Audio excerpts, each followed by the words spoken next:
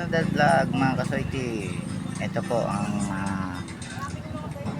ating speedometer digital, mabibili sa Shopee.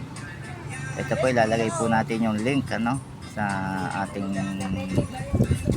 Facebook, nalagay ko po link, doon nyo po mabibili yan. Ayan, nakagana na rin po natin ang kanyang gauge, yung tangke po.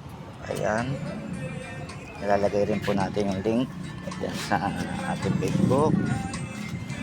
Napapagana po ito po yung ating floater, yung floater po na magpapagana dito sa ating gauge. Yan, ilalagay ko rin po yung link sa ating Facebook.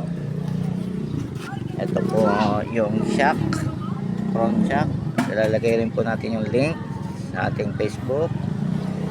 Rim 17, ayan, Rim 17, ilalagay po natin yung link dyan sa ating Facebook. Yung Boha po by Makoto, ilalagay po natin yung link dyan. Etong side cover, ayan, side cover natin, natatakpan lang po nito. Etong ating smoke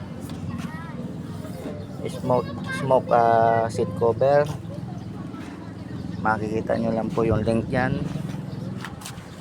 Ang ating tail light, yan, ating tail light, lagay po natin yung link.